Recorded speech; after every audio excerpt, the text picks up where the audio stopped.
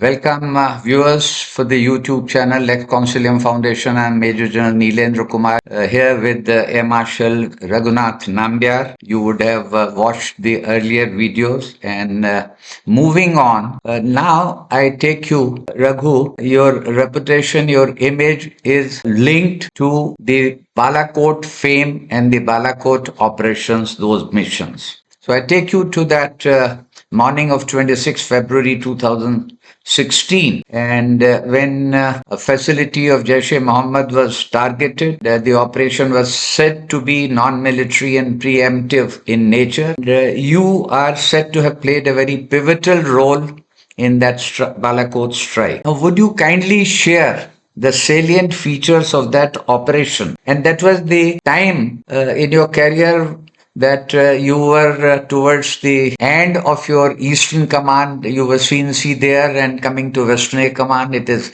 happened somewhere in between. So would you please share with the viewers what you can, which are now sort of not classified anymore, the salient features of this operation, and what do, according to you, is the significance of this in India's military history? I was at that point in time when the Balakot operation started, the CNC of Eastern Air Command. We had gone to Bangalore for the air show which was going on there, Aero India, which was 2019, the Aero India. And I had flown in from Bangalore into Delhi for the farewell party of the CNC of Western Air Command, Air Marshal Harikumar. Air Marshal Harikumar earlier had been my CNC in Eastern Air Command, where I was his SASO, which is the number 2 in command. Harikumar was retiring on the 28th of February.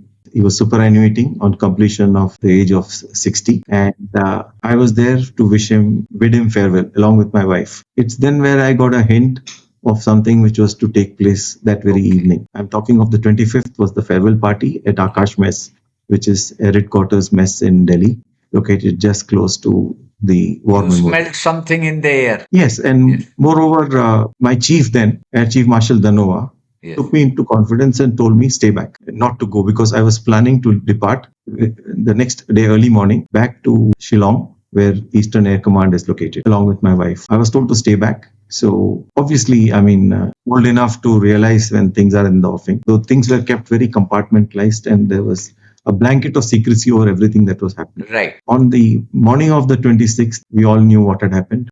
I think a set of Mirage 2000s taking off from Gwalior had winged its way all the way, and we had struck Balakot that early morning hours in a spectacular fashion, dropping precision-guided bombs, intruding into Khyber Pakhtunkhwa area. It was no longer POK that we had got into. Right. We were beyond that, and we were into proper Pakistan itself. Now, all this had happened because of Pulwama and the attack which had resulted in 41 of our CRPF Jawans being blown to smithereens in the use of an IED, which was put into a vehicle and which crashed into the coach which was carrying people from back home. From home, they were coming back to work in Srinagar. This happened in Pulwama. When this happened, the Air Force was the obvious choice for a retaliatory kickback at Pakistan. And the decision was taken at a very high level to go in for. And what transpired that morning is been documented fairly well. And the sort of damage it did, extremely accurate. What is important to note is the fact that we put in, at a point in time, that many aircrafts with specially capable systems to drop very accurately within 1 to 2 meters into an area where we wanted it pulverized. And that's exactly the way it was planned out, and that's exactly the way it was transferred. All this is happening in the backdrop of a major general election which is taking place in the country at that point in time. We were in the period of what I would call it, where voting was about to start, and the moral code of conduct had just about kicked in. You may recollect this time. Yes. It was thus, therefore, probably assumed by Pakistan that none of this would actually result in any action on our part, and we would not do anything about it. Just the way we did not do anything after the 2008 26/11 attacks. We did nothing. Probably their calculations were that we would do nothing again. But I think that's where they were caught in the wrong foot. Given the backdrop of all the political things which are happening around it, I think the decision to put in the Indian Air Force was a very strong message which signaled that so much and no more. We have drew a thick red line on our geopolitical space, which said that if you transgress this line, we will hit you, come what may. Nothing is going to stop you, not your nuclear threat, not your Air Force, not your capability, not your army. We will hit back. And I think that's a powerful message which went across. And Balakot was the harbinger of this particular messaging. And subsequent to that, Op Sindoor was a redo of actually Balakot in every which way. Just re-emphasize what we said we would do in Balakot. And we did the same thing once again, Op Sindoor. Op Sindoor sort of escalated to a point in time where we went beyond striking at what we believe to be legitimate militant targets. We went beyond that, and we went and started hitting the Pakistan Air Force right in their home base. And we hit them, all 12 airfields of theirs, spectacularly and simultaneously, and very accurately.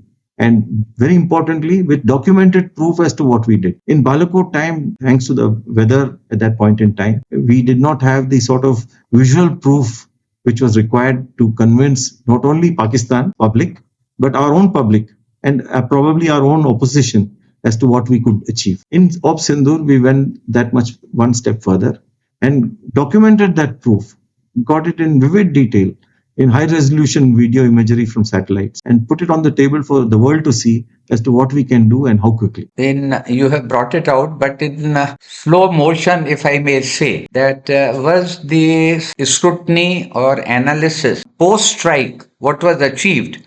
What did it indicate? If you can please elaborate on that. Sure. I took over as CNC the very next day after Balakot was called off. Being the CNC of Western Air Command, the force which was fielded was all originating from Western Air Command or its from its own strength. It was important for us to determine very accurately as to what happened. And being the CNC, I put in a team of people to look at all the data available, all the RT transcripts, all the tapes, all the various recordings of all the data available from various sources, be it the AVACs, be it from our ground tapes, be it from our SAGW systems. We got everything together to decipher what exactly transpired. We knew broadly what had happened because that was, very clearly visible. But to get into the nitty-gritty, it took us time. We spent over 10 days analyzing all the data, put in separate teams into each effort, and the collated final information clearly showed to us how accurate was our attack, how accurate was the destruction on the ground. Because you will recollect, at that point in time, because of cloud cover, our satellites were not able to get the data from the top as up to the required level. The Pakistanis had gone to the extent of even claiming that they were willing to call a team of defense attaches there to show them that nothing had happened and a few crows had died and a few trees had fallen down. You may recollect that on that day, that was 2 days after this incident, they promised all these things, but they did nothing of that nature. Good 48 days later, they took a team of defense attaches there, took them to some other place, showed them something else, and claimed that, see, look, nothing happened. While we know exactly what transpired, we know exactly based upon both human intelligence as well as from electronic intelligence, what had actually happened on the ground. We believe we have killed close to about 200 odd people there. These were all people who were part of the militant training camp, which was based on that hilltop, and were being trained to become terrorists and would probably get inducted into India in due course to make our lives a bit more miserable. And I think we nipped the bud at the very root. We set them a lesson. And we bought ourselves 6 years of peace. After Balakot, nothing happened till Op Sindoor. That 6 years of peace we bought ourselves by a clear messaging: you take panga with us, we are going to slap you back. That, I believe, is the major achievement of Balakot. We managed to draw a red line. We convinced them, irrespective of what you feel, we will still hit you. And it doesn't matter, we will not hit you in POK or the other places which we talk about. We'll hit you in Pakistan itself. Right. KPK, Khyber Pakhtunkhwa was very much in Pakistan. It was not in Pakistan occupied Kashmir. It was in Pakistan itself. And that's where we went and hit them. 3 other aspects relating to when you said and when the planning for Balakot would have been carried out. Now, this is with regard to the intervention or countermeasures by Pakistan Air Force. I'm sure they must have been sort of catered for, because for whatever duration our missions were there in the air, it would have been visualized that there would be some countermeasures, some intervention by the Pakistan Air Force, and this aspect relating to suppression of enemy air defense. What would you like to comment on that? We were aware that we would be, I think probably Pakistan was well aware that something was going to happen. They were flying around the clock, trying to build up their forces and keep them at an alert situation, so that if we were to go that way, they would sort of take us on and put up a fight. Naturally, we were on the offensive. We had a choice of the time and place where we would strike. They had no clue of where we would go. And we put in a set of decoy forces also into the area to convince them that we were going somewhere else. We were probably going to Bhavalpur or somewhere further south. Drew them away so that by the time they got airborne and they set course and they reached somewhere where they thought that they would be sort of deterring us or opposing us, we were actually had done the job north and already gone back and landed back safe. So they were appropriate or suitable deception measures had been taken. Absolutely. That's the way war is fought. Right. And that's the way we always fight, whether it be in Op Sindoor or in Balakot before that, or even in Kargil. There always was a deception plan, keep the enemy off guard. And that's the way we fight it. Now, my last question on Balakot is that we have now traveled, we are today in 2026 and we are talking about 2019 and in towards the October and the end of 2019, you superannuated after your long distinguished 4 decades of service. In hindsight, supposing what we say in law, I would not, this is not a military lawyer,